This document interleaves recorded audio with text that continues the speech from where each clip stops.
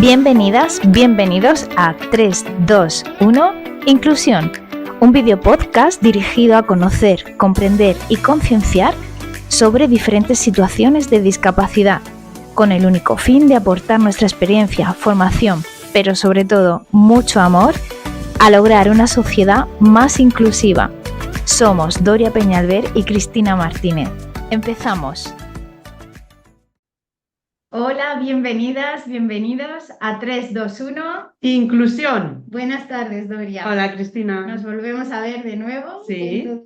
Los que nos acompañan. ¿Y a quién tenemos hoy? ¿A quién tenemos el placer de que nos acompañe? Hoy tenemos al doctor Ángel Carracedo, que, él es catedrático de la Universidad de Santiago de Compostela, es director de la Fundación Gallega de Medicina Genómica, del SERGAS, es miembro del CIBERER, de Enfermedades Raras, o CIBERER. Además, está aquí invitado sobre todo por eso, porque es coordinador del proyecto Impact Genómica y, también tiene varios premios nacionales, hay que contarlo. Y pues tenemos una eminencia hoy, ¿eh? Un placer que nos acompañe esta tarde. Bienvenido, Ángel. Bienvenido. Muchísimas gracias por venir. El placer es mío, Doria y Cristina. La verdad que un gustazo estar con vosotras y con toda la gente que seguramente escuche este podcast. Muchas gracias. Gracias. Bueno, pues a nosotras nos gustaría que nos contaras, para que la gente entendiera qué es exactamente Impact Genómica. Que lo expliques de una forma muy sencilla y resumida, y cuál es el objetivo principal de Impact Genómica. No es tan fácil de contar, ¿eh? Pero bueno, lo voy a intentar explicarlo así en poquitas palabras y para que se entienda bien. Sabéis que España recibió unos fondos, como todos los países europeos, pero particularmente España e Italia fueron muy beneficiadas, que se llaman fondos Next Generation, que son fondos para la recuperación tras la pandemia. Y que tengo ahí una imagen de mi mujer, por cierto, que es intensivista cuando trabajaba en la pandemia. Y resulta que una cosa que se hizo bien fue invertir en un plan de desarrollo, se llaman PERTES en España, hay muchos PERTES industriales, que se llama PERTE de salud de vanguardia. Decidieron invertir en salud, porque Europa también dio la indicación de que la salud era un valor social europeo y un motor económico de la Unión Europea. Y entonces, para el desarrollo de este PERTE de salud de vanguardia, en el que se puso mucho dinero, hicieron 3 ejes. Un programa de datos, porque en España los datos en salud son muy importantes, pero en España los tenemos muy desestructurados, porque os fijáis que cada comunidad autónoma tiene sus historias clínicas que no son compatibles, entonces había que poner una inversión importante para tratar de poder utilizar los datos y armonizarlos. Otra parte fue terapias avanzadas, sobre todo terapia génica y celular, que sabéis que son grandes esperanzas para el tratamiento de las enfermedades raras, que puede ser la cura de muchas de ellas. Y el tercero fue para medicina personalizada. Y para este PERTE de medicina personalizada crearon una infraestructura que se llama Impact, para que sobre ella se desarrollase todo lo que es la medicina personalizada. La medicina personalizada significa diagnósticos y tratamientos personalizados, no para todo el mundo, sino para grupos de individuos o personas donde los medicamentos funcionen mejor. Y para esta infraestructura, para esta infraestructura que se llama Impact, tiene a su vez 3 ejes. También un programa de datos, porque ya veis que son tan cruciales, y los datos genómicos son datos que ocupan mucho espacio y hay que unirlos a los datos clínicos. Otra, una cohorte nacional. Una cohorte significa mucha gente que se le analice el genoma para unirlo a los datos clínicos y podamos entender mejor la enfermedad y prevenirla mejor y personalizar tratamientos. Y una tercera pata, que es la que tengo el honor de coordinar ahora con Carmen Ayuso, que se llama Impact Genómica. ¿Esta qué queríamos? Queríamos tener información genómica de la población española, pero también de casos de usos de la medicina personalizada. La medicina personalizada tiene 3 aplicaciones fundamentales. Una es el diagnóstico de las enfermedades genéticas, que son básicamente enfermedades raras. Sabéis que el 85% de las enfermedades raras son genéticas, cada vez más, porque cada vez descubrimos nuevos genes de enfermedades. Entonces, era para esto una parte. Otra aplicación es el cáncer, pero nosotros lo concentramos en cáncer hereditario, ahora también cáncer raro y también cáncer de origen desconocido. Y otro problema raro que son reacciones graves, raras, adversas a fármacos. Hay gente que toma un fármaco y tiene un problema muy grave. Hay mucha gente que se muere por reacciones adversas graves a fármacos. Y también la genómica en las tres cosas puede ayudar. Y dijimos, bueno, vamos a crear esta infraestructura para intentar dar una solución a estos problemas. Y le dimos prioridad a enfermedades raras. Y entonces creamos 3 grandes centros. Bueno, no creamos, no había no nos dejaban invertir en esto, sino que buscamos cuáles eran los 3 grandes centros que tenían mejores infraestructuras genómicas, que eran Barcelona, el CENAC, Nasertic, una empresa pública navarra, y nuestra Fundación de Medicina Genómica en Santiago. Estos son centros que tienen una enorme capacidad genómica, análisis genómicos. Después dijimos, queremos ayudar sobre todo en enfermedades raras, pero nos pidieron, no puede ser que sea algo que se haga en la rutina habitual, tiene que ser más allá. A nosotros nos pareció muy bien. Y entonces dijimos, vamos a hacer análisis genómicos de mucha complejidad, pero que todo el mundo tenga acceso equitativo para todos los pacientes no diagnosticados. Y entonces creamos una red de 110 hospitales de todo el país, distribuimos el dinero que teníamos para los casos por población y empezamos a organizarlo. Fue muy arduo porque queríamos no solamente que los pacientes tuvieran acceso equitativo al diagnóstico y hacerles análisis de alta complejidad, sino que esos datos genómicos que se generasen se pudiesen valer, los pudiésemos compartir todos los investigadores, no solo en España, sino en toda Europa y en toda Europa en principio. Y eso implica también aspectos éticos y legales complejos, porque los pacientes tienen que dar sus consentimientos, explicárselo bien, permitir también que esos datos puedan ser compartidos, explicárselo bien, y también firmar acuerdos con los hospitales, con las comunidades autónomas, con todos los lados para que esos datos pudieran ser utilizados. Y también quisimos hacer toda la infraestructura para que el diagnóstico mejorase en España de forma global. Fijar lo que se llama estándares. El que todos aprendiésemos, que todas las comunidades se pudiesen, y todos los genetistas y todos los clínicos se pudiesen beneficiar. Y fue un esfuerzo muy grande, donde trabaja mucha gente. Pagados por el programa, contratamos a genetistas, gestores de casos, y hay gestores del programa, pero es que involucrados entre expertos externos en todas las áreas. Porque, claro, una enfermedad rara puede afectar a cualquier órgano y sistema, y necesitamos gente que entienda de otorrino, de cardiología, de neurología, de todo lo que hay en el mundo. Y también de esto hay más de 600 que cubren prácticamente todas las patologías. Y también hay más de 300 personas involucradas en el programa. O sea, somos casi 1000 personas trabajando en red para intentar conseguir esos diagnósticos. Y este es el esfuerzo que está haciendo de Impact.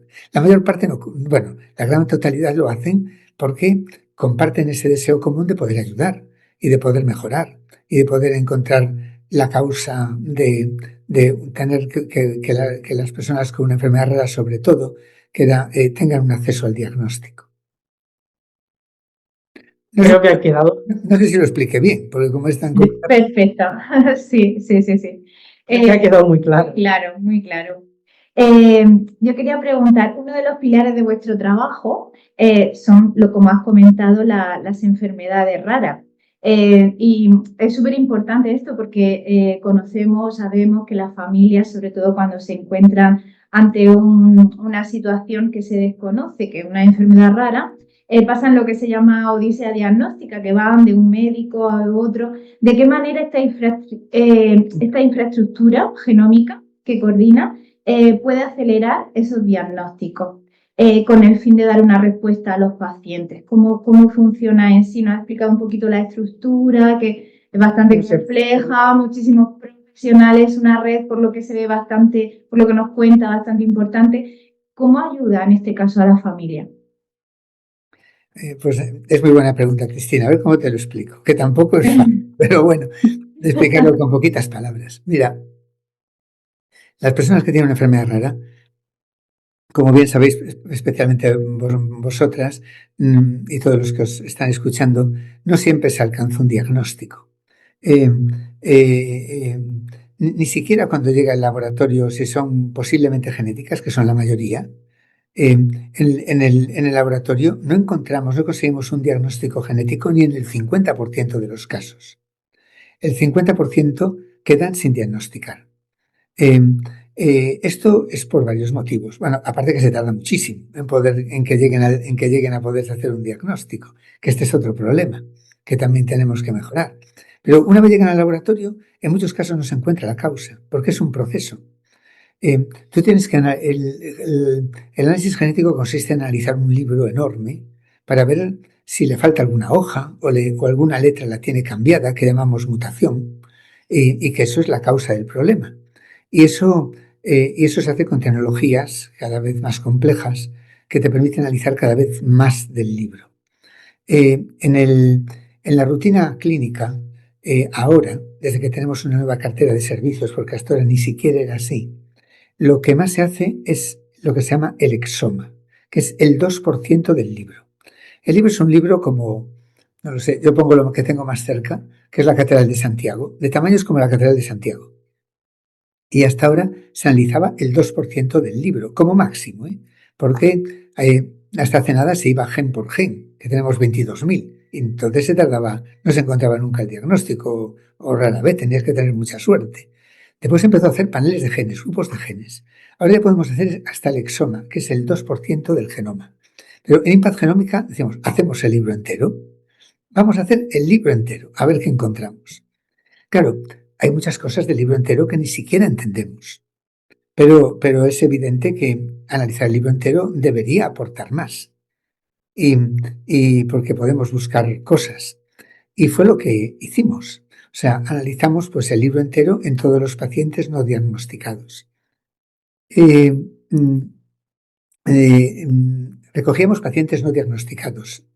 Tenían una media de 11 años esperando por un diagnóstico.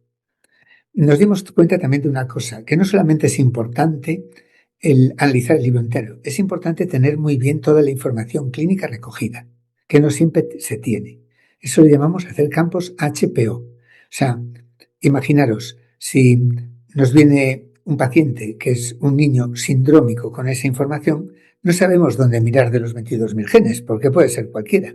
Pero si nos dicen, tiene trastorno del espectro autista, tiene epilepsia, tiene un problema gastrointestinal, tiene un problema cardíaco, claro, ya nos permite afinar mucho más. Por eso es tan importante también recoger esa información clínica, que lo hicimos también con otra plataforma que llamamos de fenotipado.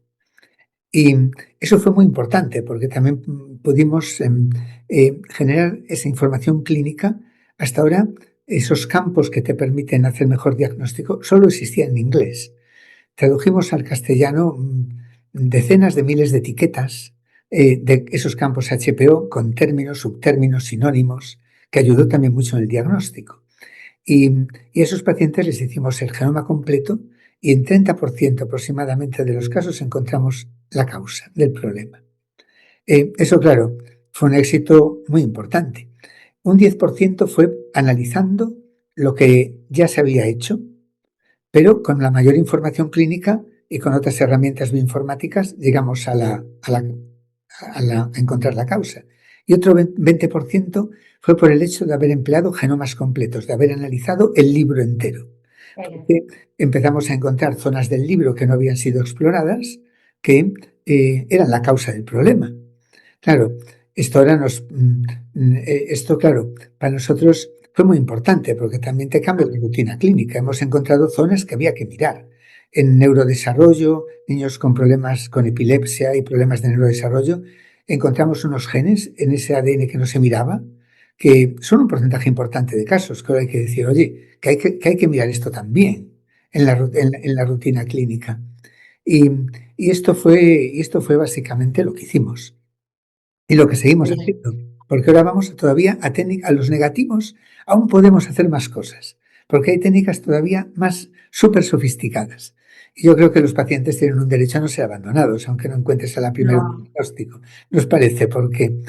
¿Y cómo cambia la odisea esa que hay que decías, Cristina, no la cambia mucho, porque, porque eso tenemos que hacer otras cosas. Tenemos que conseguir que los flujos sean más rápidos, que haya especialistas, que los pacientes que vengan de primaria a la clínica sean derivados rápidamente a los centros, que la información clínica esté completa, que eso se haga rapidísimo. El retraso en el diagnóstico, que FEDER estima 5 años y medio, o por ahí, pero que debe ser mayor. Casos de 10 años incluso. Por eso, pero no es tanto una cuestión, o sea, que llegan a un intento diagnóstico. Es más un problema de organización, de flujos, de asesoramiento genético, de hacer eso rápido. También cuando llega al laboratorio debe mejorar el tiempo, pero no es el tiempo mayor. Tenemos que conseguir, y por eso Impact Genómica aquí lo que ha dado es claves para que esto se pueda mejorar, pero no se va a mejorar analizando el libro entero. Eso es, conseguimos más diagnósticos, pero no mejoramos los tiempos. Los tiempos son los mismos. Los tiempos dependen de otros factores. Y también la gente tiene que entender que esto es importante, que muchas veces un diagnóstico, que no somos a veces capaces de encontrarlo, porque aunque sea genético, el libro no lo entendemos entero. Y podemos no encontrar las causas, pero que sí, la gente tiene derecho a que se intente rápidamente, a ser posible en un año desde que tenga los síntomas, que se haga el primer intento serio. Esto es lo que había que conseguir. Y también que si no se consigue, se entre en programas como Impact para intentar conseguirlo. Que en otro año debe tener ya hecho lo máximo que se puede hacer en la ciencia para buscarlo. Esto es lo que deberíamos intentar conseguir. Como máximo 2 años, entonces entiendo. Sí. Y tengo 2 preguntas. Una con respecto a lo que acabas de decir. Entiendo que, bueno, tengo una, después tú la preguntas tú la otra. Sí. Entiendo que esas zonas que habéis encontrado, que hay genes que están mutados y que llevan a trastornos del neurodesarrollo que hasta entonces no se habían encontrado, no se sabía que tenían mutados esos genes. A partir de ahora, en todos los hospitales donde se hace el análisis genético a los usuarios que llegan, se va a investigar esas zonas. O sea, eso ya entiendo por lo que has dicho, que ya ha llegado a todos esos hospitales de España o incluso del mundo. Quiero esperar que sea así y que se buscan en esas zonas, ¿no? Del famoso libro. Claro, no solamente es neurodesarrollo, sino también es a otras enfermedades. Hay, por ejemplo, retinosis pigmentaria, distrofias retinianas y así. Las estamos encontrando. Este es el problema, que esa se encuentra en una parte del ADN que no se analiza habitualmente con las técnicas habituales. El consejo nuestro es, oye, hay que mirar esto, pero somos conscientes de que no se puede hacer que en todos los sitios no hay tiene limitaciones, la capacidad para hacerlo. Pero por eso es importante que se pueda hacer. Claro. Y que se pueda mirar. También es importante que esas partes que encontramos en ese grupo de enfermedades entren en cartera de servicios. O sea, que el sistema de salud diga, oye, aquí tenéis que hacer el libro entero. Porque estos pacientes, hay pacientes que se pueden beneficiar. Y si no lo podéis hacer en vuestra comunidad, subcontratarlo o buscar la vida para hacerlo. O también podemos hacer que esta red que tenemos Impact Claro. sea la que estos diagnósticos de más complejidad, de forma para toda España, se haga. En Reino Unido lo tienen en cartera de servicios, pero es el único país. Y en otros países se empieza a introducir. En España, si queremos mantener la equidad, yo creo que lo bonito sería que una red como Impact diera a todas las comunidades ese servicio, porque lo va a hacer a gran calidad y de forma equitativa. Pues sí, estaría genial, sería súper importante. De hecho, quería preguntarle también, como una familia que no esté escuchando, de qué manera puede entrar en esa red y acceder a Impact Genómico, cómo puede consultar o cómo puede informarse. Pues mira, en todas las comunidades autónomas hay genetistas, en todas. Aunque la especialidad aún esté por ahí, a ver si se la tengo por fin, en todas hay genetistas. Y en todas hay coordinadores de Impact en todas las comunidades autónomas. A través de sus médicos, de sus especialistas o de las áreas que sean, de neuropediatras o otorrinolaringólogos o cardiólogos. Atención primaria también. Atención primaria generalmente lo tendría que derivar a alguien especializada, o si conoce los circuitos, directamente al genetista. Hay comunidades que están ya empezando a meter atención primaria en el esquema de diagnóstico genético, que sería fundamental, pero no todas. Pero también hay otra vía más bonita, ir a FEDER. O sea, FEDER o las es que no sé cómo se llama, las asociaciones regionales, las regionales de FEDER, como FEGREG en Galicia, ir a ellas, que ya lo derivan inmediatamente, ya nos lo derivan inmediatamente. Es otra vía también de acceso. Nosotros lo hemos divulgado con flyers y panfletos y todo eso. Sí, a lo mejor nos habéis ayudado desde FEDER nos han ayudado muchísimo esa divulgación. Puede no llegar a todos, pero que toda la gente que sepa, que le diga a sus médicos que hablen con el genetista y que su caso está y que por si tiene una opción de entrar en Impact. No podemos meter todos los casos de enfermedades raras no diagnosticadas, los priorizamos, porque no tenemos, nos gustaría, pero no tenemos dinero, no nos han dado dinero bastante para atender a todos. Ojalá que un día lo tuviéramos. Entonces tenemos que priorizar y tenemos unos criterios de priorización. Le pueden decir desde Impact, los genetistas, mira, lo sentimos, no ha entrado en criterios de priorización. Otros muchos entrarán. Ojalá que un día consigamos dinero para poder aumentar más estos diagnósticos. Esto sería lo que sería ideal. No sería tan caro. Yo si mandase lo hacía en 2 minutos. Mira, lo mando inmediatamente porque esto es un beneficio para todos. Pero el problema es que nuestros políticos no siempre piensan en el beneficio para todos. Bueno, hay que convencerlos, hay que explicarlos. Eso sí. Hay que hacer pedagogía. Claro, y yo sé que estas cosas tampoco son fáciles de explicar, pero nosotros nos damos cuenta de la utilidad del beneficio, pero tenemos que hacerlo, divulgarlo. Vale. Entonces, entiendo que no siempre, o sea, el participar en ese proyecto no significa que el paciente vaya a encontrar el diagnóstico, vaya a obtener un diagnóstico. No, claro. Siempre. Sí, así es, Doria. El tema es que nosotros estamos encontrando un 30% de nuevos diagnósticos. Eso es una pasada. Porque más o menos la cifra debe andar por el 48% normalmente con lo que se hace habitualmente. Los que ya son genéticos, casi seguro. Lo aumentamos mucho, pero no siempre se consigue. Por eso tenemos en este Impact 2, empleamos también otras tecnologías para saber si se consigue. También hay otro problema en genética, ¿sabéis? Que muchas veces no estamos seguros del diagnóstico. Se llaman variaciones de significado incierto. Hay algunas veces que cambia una letra y decimos, obvio, esto es la causa del problema. Otras veces vemos variaciones en las letras que decimos, obvio, esto es benigno, esto no es la causa del problema. Pero algunas veces le llamamos BUS, variaciones de significado incierto, y decimos, esto no sabemos si es la causa del problema. Eso no. Esto genera una enorme incertidumbre en la gente. Aún por encima hay otro problema, que es que las personas que tienen estas BUS no se pueden beneficiar. Imagínate una familia que tiene un niño con un problema genético grave, importante, tiene una BUS, quiere tener otro niño, no les van a autorizar hacer una fecundación in vitro, un diagnóstico preimplantacional ligado a fecundación in vitro, sin que la mutación se demuestre que es patogénica. Y este es un problema, porque hay muchísimas variaciones de este estilo. Por eso también hemos hecho un pipeline de estudios funcionales. Esto se puede saber en muchos casos. Pero hay que mirar si ese gen funciona o no. Y también esto no lo vas a organizar nunca a nivel de una comunidad autónoma o de un hospital. Esto es más complejo. Esto lo tienes que organizar con pipelines nacionales. Y esto es otra cosa que estamos haciendo en esta segunda parte de Impact. Y dando solución a algunas familias, porque tampoco, como siempre, no tenemos dinero para todas las que quisiéramos. Claro.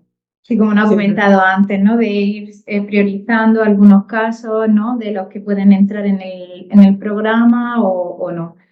Vale. Yo lo veo como un gran reto el que tienen, sobre todo como nos ha comentado antes, para que digamos que ese programa no se quede justamente ahí en laboratorio, en modo laboratorio, en un proyecto de laboratorio, que no se quede sin recursos y sin la financiación que requiere y que al final pueda estar en el sistema estatal de salud y que se pueda generalizar, igual como nos ha dicho Inglaterra, que estaba allí ya. ¿Ve que el camino que lleva va a poder llegar a lograrse? Que esto sea así. Es posible, Ángel. No será porque los que estamos ahí, y yo particularmente, no luchemos a muerte. Lo presentamos en el Senado, lo presentamos en el Congreso, lo presentamos en los lo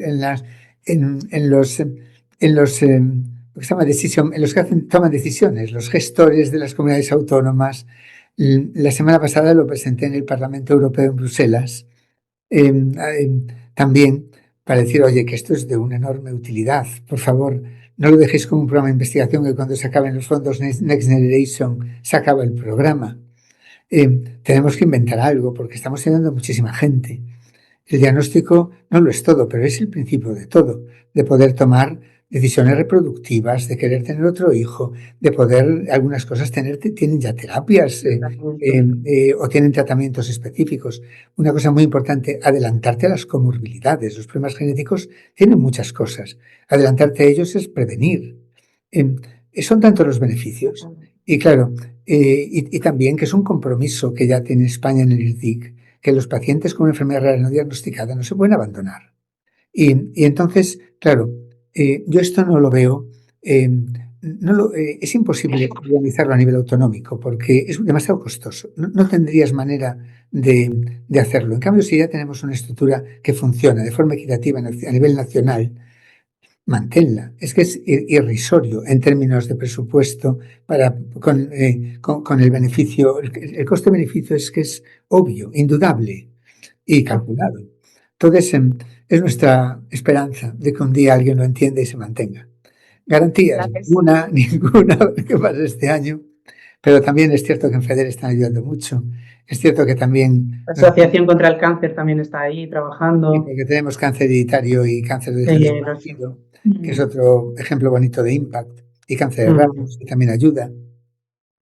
No sé, yo creo que entre pacientes, entre los genetistas que estamos ahí, FEDER, todo la Asociación contra el Cáncer, el asociacionismo que es tan importante, ojalá que lo consigamos. No será por no luchar, yo a muerte, ya os lo digo que no lo estoy. También es cierto que nos estamos empezando a ayudar pues de fondos que FEDER fundamentalmente va captando de mecenazgo, de fundaciones o estructuras que nos dan un poquito más para meter más pacientes en Impact. Pero yo creo que tiene que ser una cosa que se haga a nivel de sanidad y que se diga. Sí, ¿verdad? ¿Nos parece? Sería lo razonable. Sería lo razonable. Y más, estando ya la estructura, es absurdo perder esa estructura y todo el trabajo que se ha llevado a cabo. O sea, hay que pelear porque se convierta esté dentro de la cartera. Que esa red se mantenga y que crezca. Sí, y porque los fondos de Next Generation acaban este año. Ya, lo sé, al final de año, lo sé. Claro, este es un insomnio total. O sea, yo cada vez que me levanto a las 4 de la mañana, ¿qué puedo hacer? Y así, pero normal. No, pero bueno, ojalá que lo consigamos entre todos. Yo creo que sí, que se va a conseguir. Hay que ser vamos a pensar así. Yo también soy optimista, pero bueno, no las tengo todas conmigo, pero optimista soy por naturaleza, o sea que... Y no será... Y siempre dije, hay que luchar. Y en esto estamos. Qué bien. Muy bien. Bueno, pues yo por mí, ¿quiere añadir algo más o quiere algo que le apetezca decir a todas las personas que nos ven y nos escuchan? No, que muchas gracias por la entrevista, que sois encantadoras, que espero que este podcast tenga mucho éxito, que llegue un político, alguno de estos que se llaman decision maker, que tome las decisiones, diga, pues sí, esto lo mantengo porque... No sé si tenemos tanta influencia. De momento es nuestro granito de arena en lo que podemos y desde luego darle las gracias. Ha sido un placer escucharlo, creo que nos sentimos muy afortunadas de haberlo tenido esta tarde, de que nos dé toda esta información que, bueno, me ha parecido súper interesante, de verdad que sí. Creo que es una labor extraordinaria y que muchas de las familias que nos escuchan y van a estar muy interesadas y muy agradecidas por esta labor. Pues nada, pues darles las gracias a vosotras y ojalá que el podcast tenga mucho, mucho éxito. Bueno, Muchas gracias, Ángel. Muy amable. Gracias por este ratito. Gracias. Sí, Vosotras. venga. Chao. Adiós. Hasta luego.